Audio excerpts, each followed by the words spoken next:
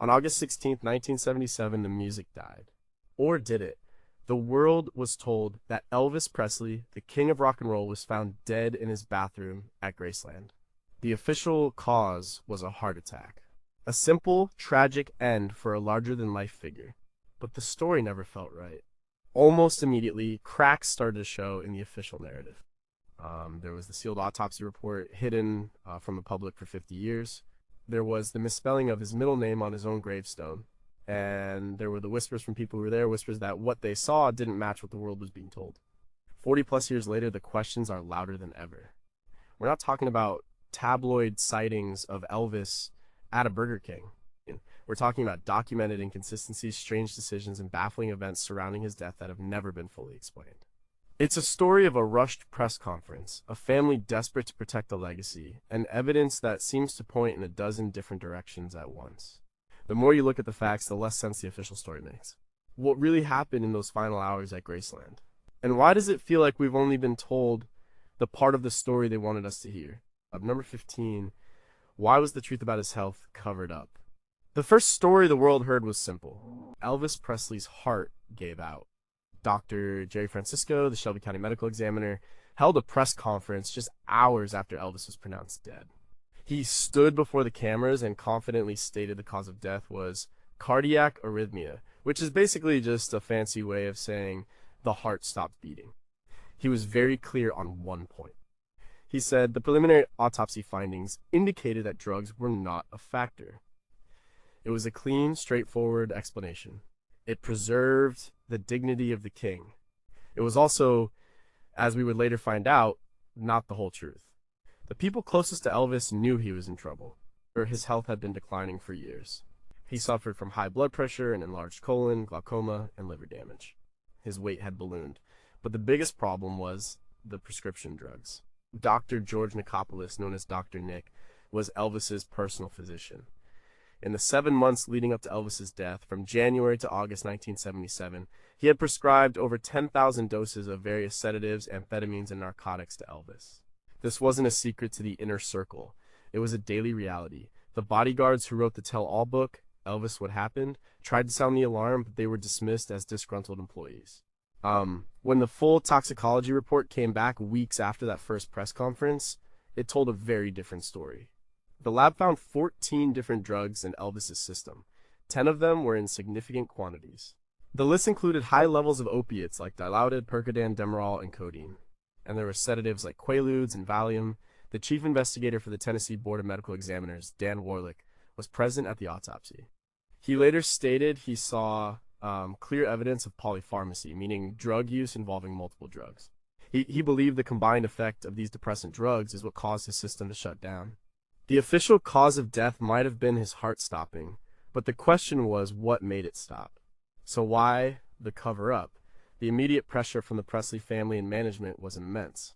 Vernon Presley, Elvis's father, was grieving and desperate to protect his son's image.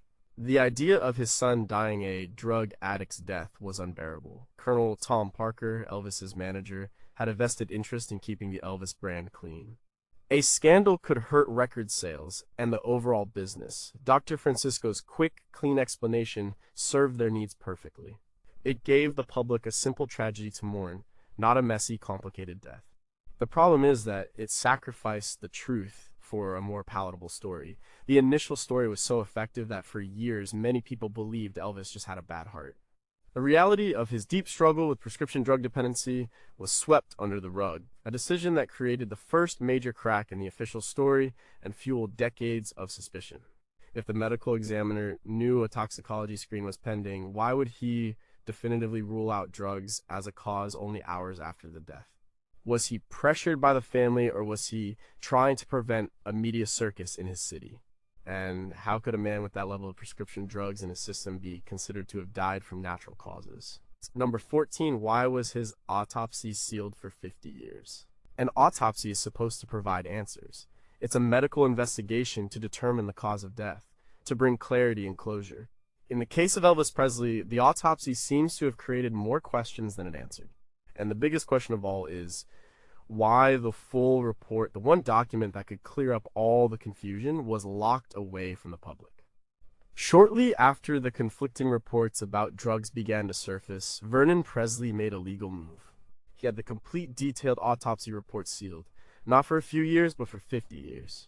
It is not scheduled to be unsealed until 2027. This is an incredibly unusual step. Autopsy reports, while containing private medical information, are often part of the public record, especially in a case of such immense public interest. The decision to seal it immediately sparked suspicion. What was in that report that was so damaging that it needed to be hidden for half a century? The official reason given was to protect Elvis's privacy and the family's grief.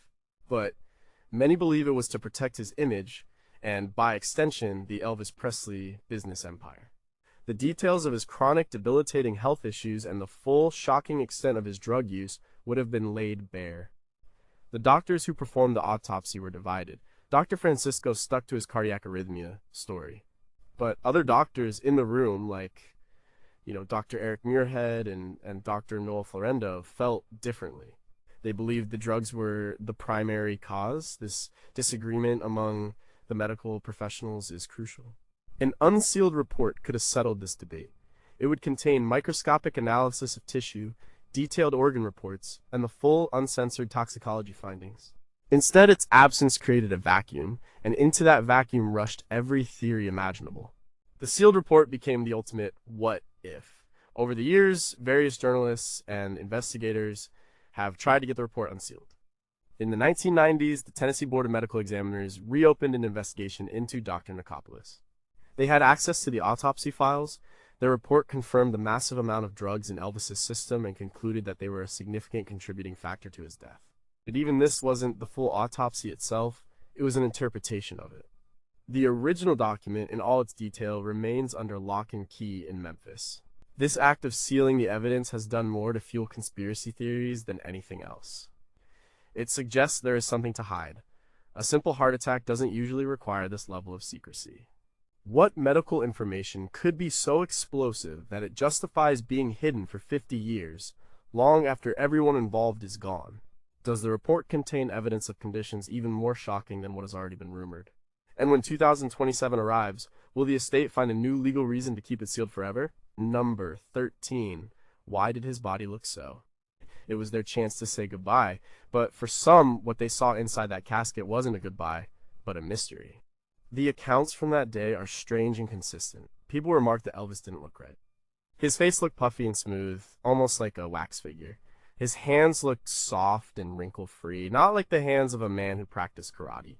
One of his signature sideburns was reportedly pasted on crooked, but the most bizarre detail, reported by multiple people including family friend and funeral director Robert Kendall, was that the body appeared to be sweating. A small bead of sweat was seen trickling down his temple. This, of course, is medically impossible. A deceased body has no functioning circulatory or glandular systems. It cannot produce sweat. This single, impossible detail gave birth to one of a major theory: the body in the casket was not Elvis Presley. It was a wax dummy carefully crafted to look like him. The sweat was explained as a small amount of melting wax under the hot lights and the oppressive Memphis humidity. Why go to such lengths? The theory suggests that the fake body was a necessary part of a larger plan for Elvis to escape his life.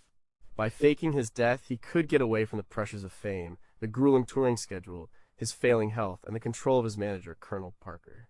The public funeral was the final act, the performance that would convince the world he was gone. Proponents of this theory point to other inconsistencies. The nose of the man in the casket looked different, more like a putty nose. His chin was less defined. The eyebrows seemed arched in an unnatural way. Of course, there are other explanations. The puffiness could be the result of bloating, a common occurrence after death, combined with the embalming process. Funeral homes use cosmetics, wax, and other techniques to make the deceased look as presentable as possible, which can result in an unnatural, waxy appearance. The sweat could have been condensation forming on the cool skin of the body in the hot, humid room. But for those who believe these rational explanations are just part of the cover-up, they are convinced that what they saw was a stand-in, a prop in a grand disappearing act. The image of the sweating corpse remains one of the most enduring and unsettling anomalies of Elvis's death. If it was a wax dummy who commissioned it and built it with such secrecy, How could they have fooled Elvis's own family, like his father Vernon and his daughter Lisa Marie, who stood by that casket?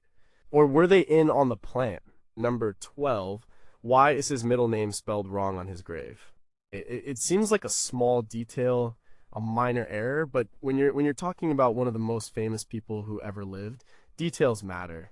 On the gravestone at the meditation garden at Graceland, the name is carved in stone, Elvis Aaron Presley.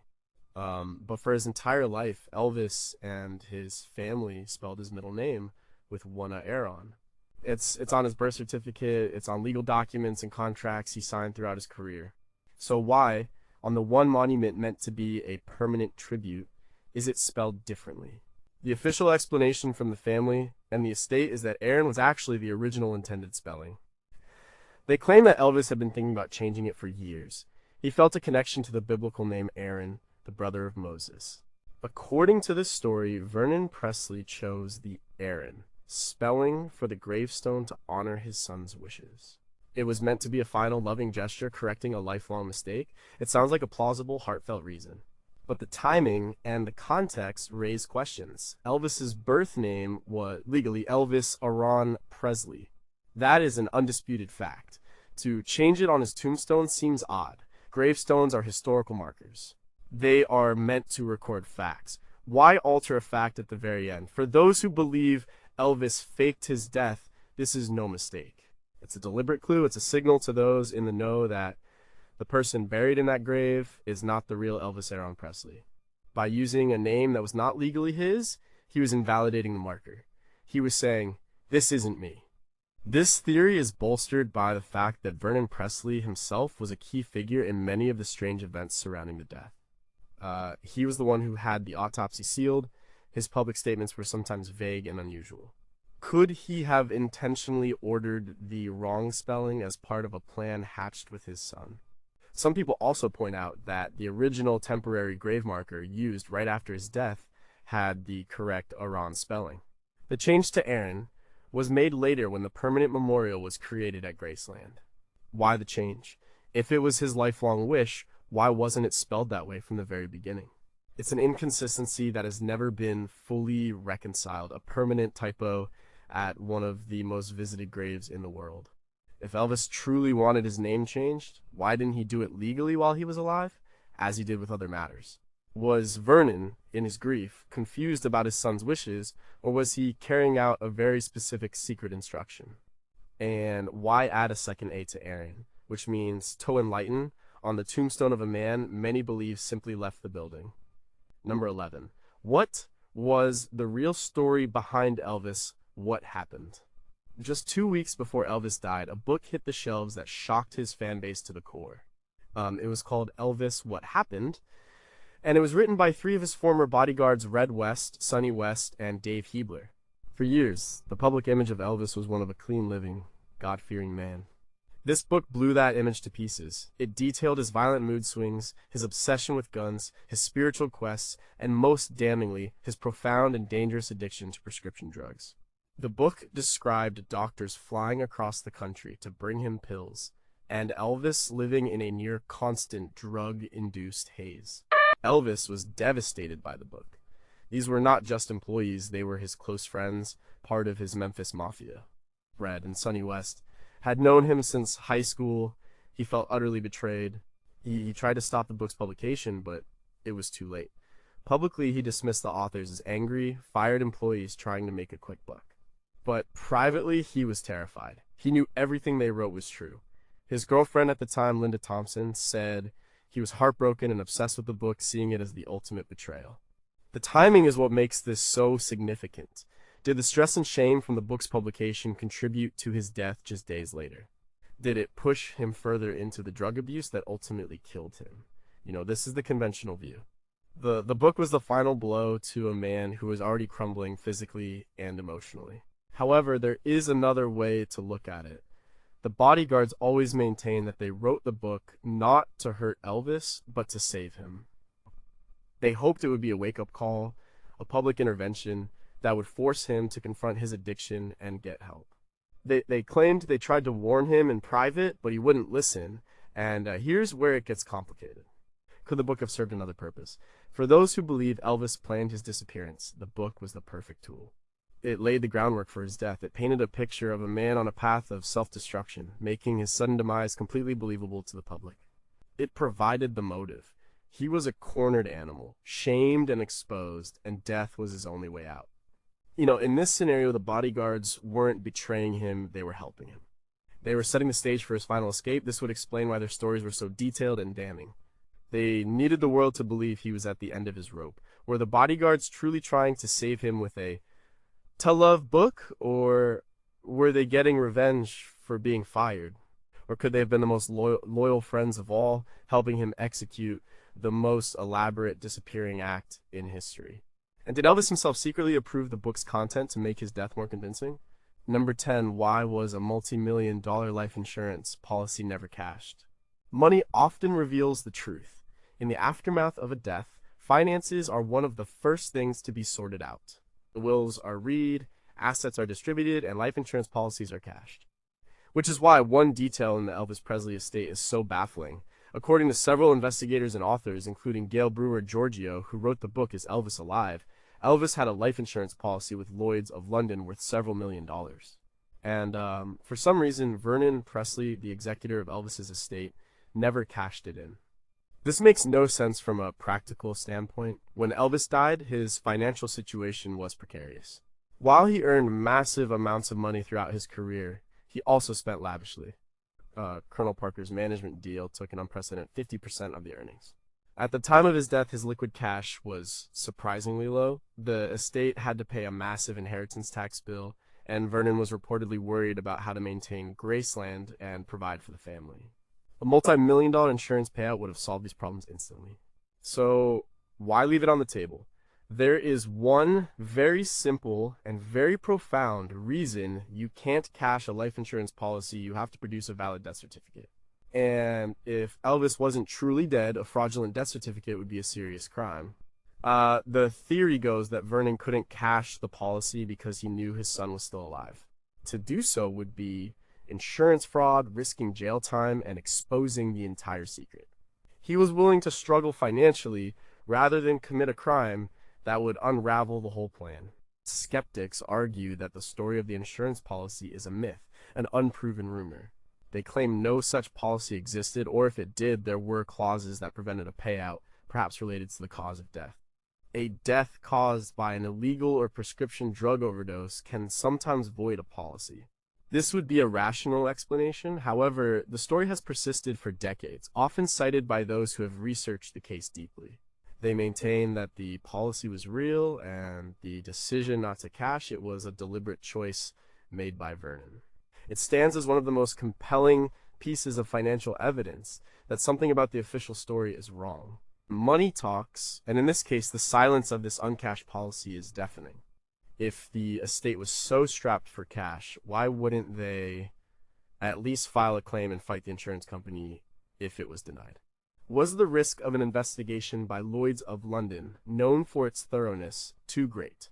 Or is the entire story of the insurance policy just a well-crafted piece of folklore in the Elvis mythology? Number 9, what did Elvis's final hours really look like? The last known photos of Elvis are heartbreaking, taken around midnight as he was pulling into the gates of Graceland on August 16, 1977, after a late-night dental appointment. They show a man who looks tired, bloated, and unwell. He's waving to a fan, but his face is puffy and his eyes look weary. These images seem to confirm the official story. This was a man at the end of his life, his body ravaged by illness and drug abuse. His death just a few hours later seems almost inevitable when you look at those photos. But the story of his last hours is more complex. After the dental visit, he wasn't just sitting around. He played racquetball with his cousin Billy Smith and their wives from around 4 a.m. to 6 a.m. He was reportedly in good spirits, laughing and joking. After the game, he went up to his suite and sat at the piano. The last song he ever sang was Blue Eyes Crying in the Rain. It's a melancholy spiritual song. His girlfriend, Ginger Alden, was in the bedroom. He later went to bed, but couldn't sleep. He told Ginger he was going to the bathroom to read. That was the last time she saw him alive. This narrative presents a man who, despite his poor health, was still living his life. He was active, playing sports. He was creative, playing music. He was engaging with his loved ones. It doesn't sound like a man who was mere moments from a massive heart attack. The timeline provided by Ginger Alden has also been questioned. Her story has changed slightly over the years. The exact time she found him, the time the paramedics were called, and the sequence of events have been the subject of debate. The official story is that she found him unconscious on the bathroom floor around 2 p.m., but some accounts suggest there was a significant delay in calling for help. The book he was reading is another strange detail. He had taken a book called The Scientific Search for the Face of Jesus into the bathroom with him. This wasn't a light read, it was a book about the Shroud of Turin. Elvis was deeply spiritual and had been exploring different religions and philosophies for years. Was this a sign of his mental state? Was he seeking answers or some kind of transcendence? To his fans, it was a poignant final act for a man who loved gospel music and God. To skeptics, it was just a random book, but to those who believe he planned his escape, it was a clue. He was focused on identity, on transformation, and on a spiritual journey, not on ending his life in a bathroom. Why was there a delay in calling for help if a man was found unconscious and not breathing? Could anything have been done to save him in that time? And why was a man supposedly hours from a fatal heart attack actively playing an intense game of racquetball? Was his final song choice a sign of resignation or a hint at a new beginning? Number 8. What was that black helicopter doing at Graceland? In the chaotic hours and days following the announcement of Elvis's death, Graceland became the center of the world's attention. The media, the fans, and the authorities all descended on the mansion. Amidst this chaos, a strange story emerged, one that is often overlooked, but is a key part of the faked death theory. Several eyewitnesses reported seeing an unmarked black helicopter land on the grounds of Graceland, and then take off shortly after. There is no official record of any helicopter being dispatched to Graceland that day. The police didn't use one, the medical examiner didn't arrive by air, no news agencies were given permission to land on the property. So who was in it? The most popular theory is that this helicopter was Elvis's ride-out. The plan, as believers tell it, was that while all the attention was on the front of the house and the ambulance taking a decoy body away, Elvis was quietly whisked away from a more secluded part of the property. The black, unmarked nature of the helicopter suggests a clandestine, possibly governmental or military-level operation. This might sound like something out of a movie, but Elvis did have connections. He famously met with President Richard Nixon in 1970 and was made an honorary federal agent for the Bureau of Narcotics and Dangerous Drugs. He had a deep respect for law enforcement and the military. The idea that he could have used these connections to arrange a secret extraction is not entirely out of the realm of possibility for a man of his influence. The helicopter provides a clean, plausible method for his escape from the media circus that had surrounded Graceland. Of course, this story is difficult to prove. Eyewitness accounts can be unreliable, especially during a time of high emotion and confusion. The black helicopter is also a common trope in conspiracy theories, often representing a shadowy government presence. It's possible people saw a regular news helicopter or a police helicopter circling the area and, in hindsight, imbued it with more significance. However, the consistency of the reports from different people has kept the story alive. It remains a piece of the puzzle that doesn't fit with the official narrative of a quiet, tragic death inside the mansion. If there was no official reason for a helicopter to be there, then its presence demands an explanation. If the helicopter was real, who was the pilot and who arranged the flight? How could it land and take off from a high-security property like Graceland without official clearance or interception? And where did it go after it left Memphis? Number 7. Who was John Burroughs? Every secret agent needs an alias. For Elvis Presley, that alias was John Burroughs. He used it frequently throughout the 1970s when he wanted to travel without being recognized, check into a hotel, or book a private jet. He would do it as John Burroughs. It was his go-to identity for moving under the radar. It was an inside joke, a nod to a real person he knew, but it served a very practical purpose. It allowed him a degree of freedom that Elvis Presley could never have. And this is where the story gets interesting. On August 16th, 1977, the day Elvis died, a one-way ticket to Buenos Aires, Argentina, was reportedly purchased at the Memphis airport. The name on the ticket was John Burroughs, The flight was for late that night. The ticket was never used, and the man named John Burroughs never showed up for the flight. Coincidence? Maybe. But the timing is incredible. On the very day Elvis needed to disappear, his personal escape alias was used to book a flight out of the country. Argentina was a good choice for a disappearing act. In the 1970s, it was a country where it was relatively easy to live anonymously. It had a large European immigrant population, and a wealthy American would not have been out of place. More importantly, it did not have an extradition treaty with the United States. If Elvis were to be discovered, it would have been legally difficult to bring him back. For believers in the faked death theory, this is a smoking gun. They suggest that Elvis used the Burroughs ticket as a decoy. While the authorities might have been looking for a man flying to South America, he was actually on that black helicopter or driven out of town, heading in a completely different direction. Or perhaps he really was on a flight, but not that one. The John Burroughs ticket was just one part of a complex plan of misdirection. Skeptics, on the other hand, say this is one of the most easily fabricated parts of the myth. Anyone could have claimed a ticket was purchased. There is no definitive proof, no ticket stub, no airline record that has ever been publicly produced to verify the claim. It remains a story, a powerful and compelling one, but one that hangs on hearsay. Yet, the fact that Elvis used this specific alias so regularly makes the story hard to dismiss completely. If the ticket was real, who purchased it? Was it Elvis himself on one of his final errands, or an associate acting on his orders? And why choose that specific day to book an international flight under his secret name if not for a planned departure? Number 6. Was he trying to escape the Colonel?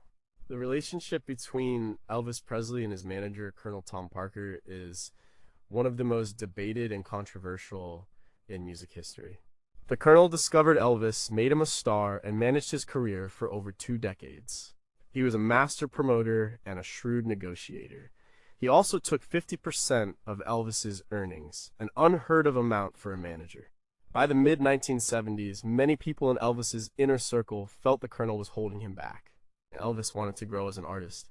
He was desperate to tour internationally, especially in Europe and Japan, where he had a massive fan base. But the Colonel repeatedly blocked these offers. He always had an excuse. The venues weren't big enough, the security wasn't right, the money wasn't good enough. The real reason it was later revealed was that Colonel Parker was not a U.S. citizen. He was an illegal immigrant from the Netherlands named Andreas van Koyk. He had no passport and was afraid that if he left the United States, he would not be allowed back in. His own personal situation effectively kept Elvis a prisoner in America. By 1977, Elvis was deeply unhappy with this arrangement. He was tired of the grind of Las Vegas residencies and bus tours of the American heartland. He felt creatively stifled. He was also in a financial trap. Despite making millions, he was often short on cash because of his spending and the Colonel's huge cut. Some reports say that Elvis was finally ready to fire the Colonel just before he died. He had told his father and his bodyguards that he was going to make a change. This provides a powerful motive for faking his death. It wasn't just about escaping fame, it was about escaping a crippling business relationship. By dying, Elvis could sever his contract with the Colonel in the most definitive way possible. He would be free, the estate would be managed by his father, and the Colonel's influence would be gone. This would also explain why the Elvis Presley estate flourished so much more after his death. Once the Colonel was pushed out of the picture, new management was able to license his image, open Graceland to the public, and create a billion-dollar enterprise. This was the kind of global brand management Elvis wanted, but the Colonel was unable or unwilling to provide. Death was the ultimate loophole in his contract. If Elvis had simply fired the Colonel, would Parker have retaliated by revealing damaging secrets about Elvis's life? Was faking his death the only way to get free without destroying his own legend in the process? And how much did the Colonel know, or suspect, about Elvis's physical and mental state at the end? Number 5, was he planning a spiritual retreat, not a death? While many stories about Elvis's final years focus on his drug use and poor health, there was another, very different side to him. He was on an intense spiritual quest. He had a library at Graceland filled with hundreds of books on religion, philosophy, and the afterlife. He was fascinated by everything from the teachings of Jesus to Eastern mysticism and numerology. He would spend hours reading and talking about these subjects with his friends, like his hairdresser, Larry Geller. This wasn't just a casual hobby, it was a deep personal search for meaning beyond the gilded cage of his fame. He felt a connection to spiritual masters and was intrigued by the idea of astral projection and life after death. This is why the book he was reading when he died, The Scientific Search for the Face of Jesus, is so significant. It wasn't a tabloid or a novel. It was a serious inquiry into a spiritual artifact. This suggests his mind was on higher things, on matters of life, death, and resurrection.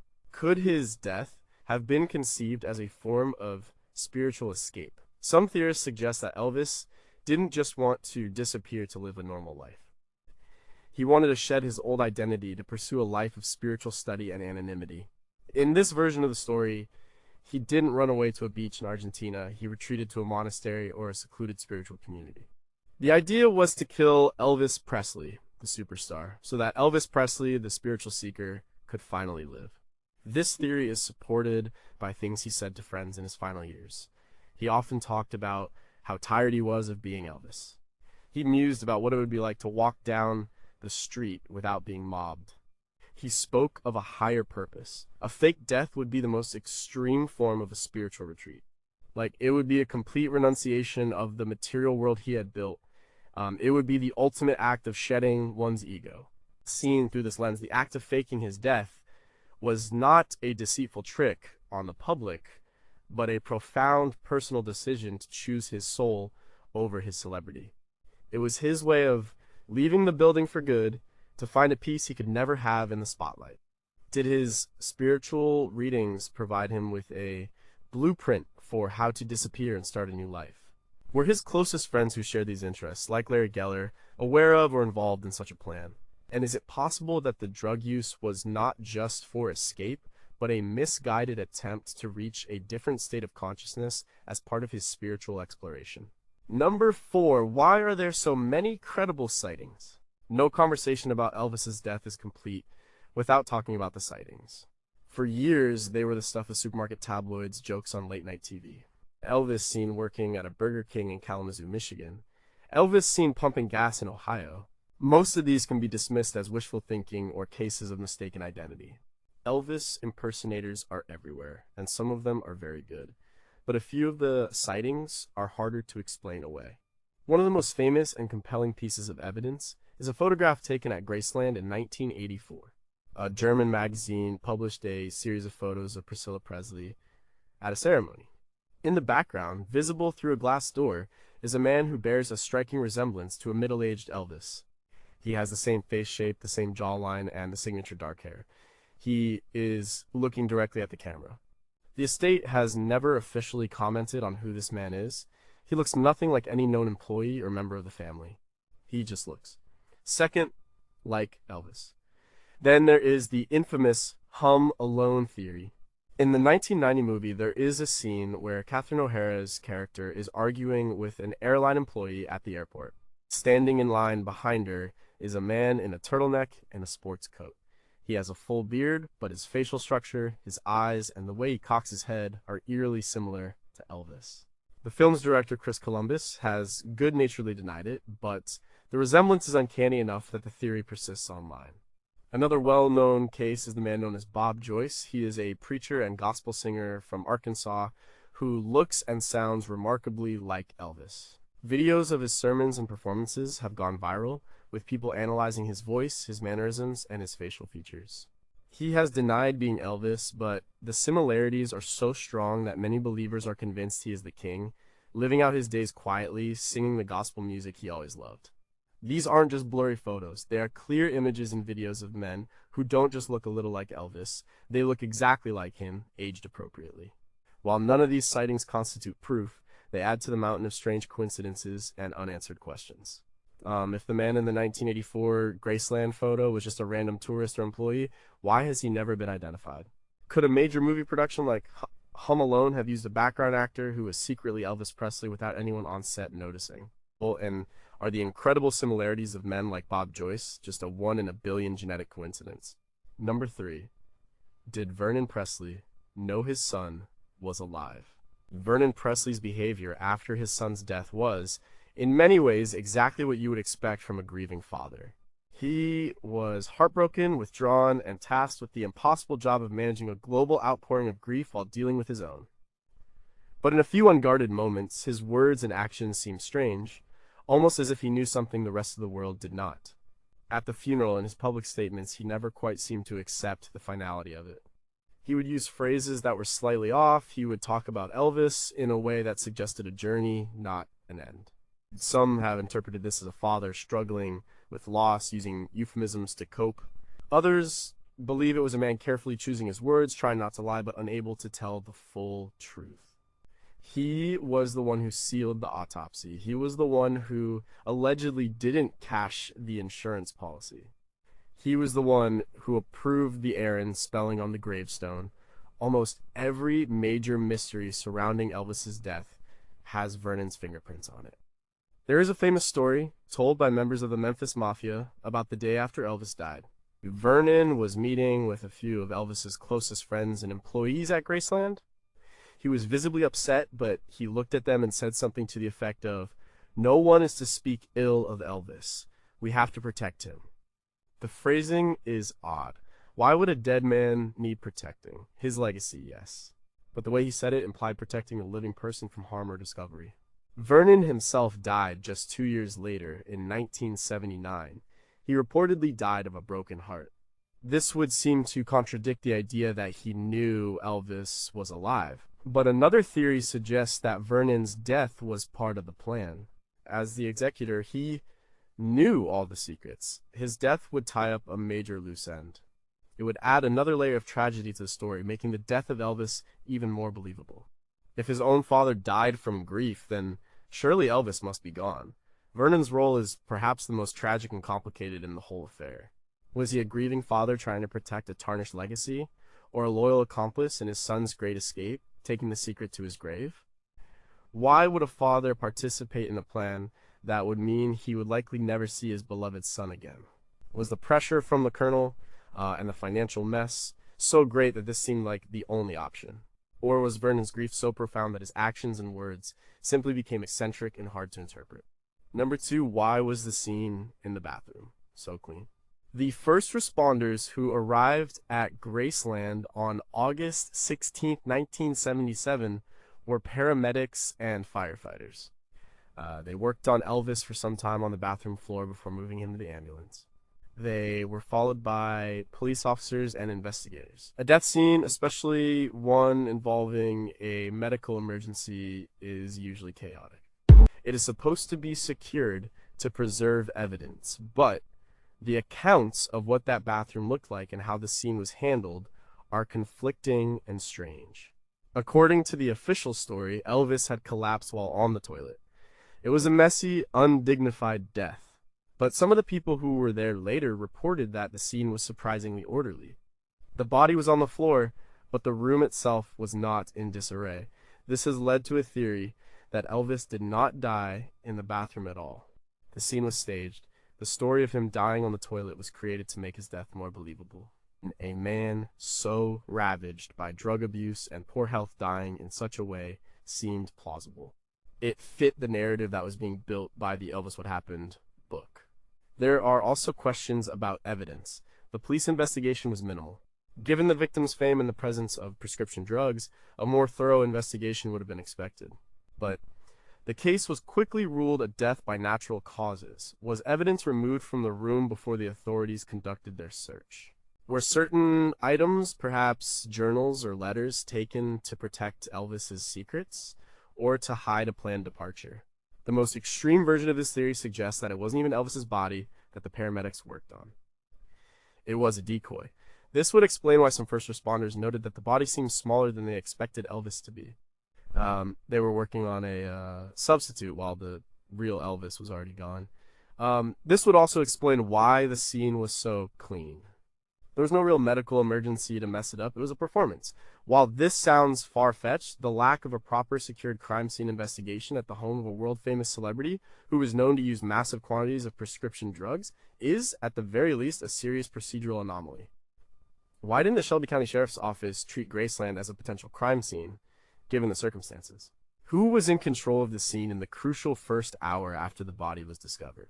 And could a scene have been realistically staged to fool experienced paramedics and police officers? Number 1, if he is alive, where did he go?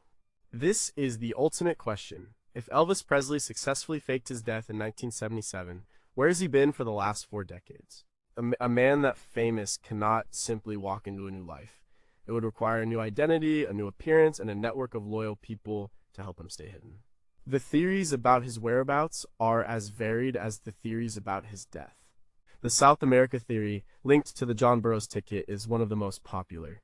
He could have lived a life of quiet luxury in a country like Argentina or Brazil, far from the prying eyes of the American media. With his wealth, he could have purchased a large, secluded estate and lived out his days in peace.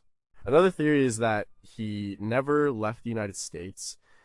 He is living under a new name in a small, quiet town, perhaps in the Midwest or the Deep South, where people mind their own business. The Bob Joyce story fits into this idea. He is hiding in plain sight, using his faith as a shield. A more elaborate theory suggests government involvement. His work as an honorary federal agent gave him connections. Did the government help him disappear as part of the witness protection program? Perhaps he had stumbled upon information about organized crime in the entertainment industry and needed a way out. This would explain the black helicopter and the official silence around the inconsistencies of his death. And then there is the most poignant theory of all, that Elvis is not living in some exotic location, but has remained close to home. That he has visited Graceland in disguise, as the man in the 1984 photograph suggests. That he has watched his daughter and his grandchildren from afar, a silent observer of the life he left behind. This is the version of the story that is most appealing to his fans. It suggests that his love for his home and his family never died, even if Elvis had to. He is still out there, an old man now, carrying the secret of what really happened on that hot August day in Memphis. We don't have the answers. The autopsy is sealed. The witnesses are mostly gone. All we are left with are the questions and the lingering feeling that the king of rock and roll may have pulled off the greatest final act in history. Could a man as recognizable as Elvis truly stay hidden in the modern world of the internet and social media? How many people would have had to keep the secret for all these years without a single one breaking their silence? And if he is still out there, what would he think of the world today and the legacy he left behind?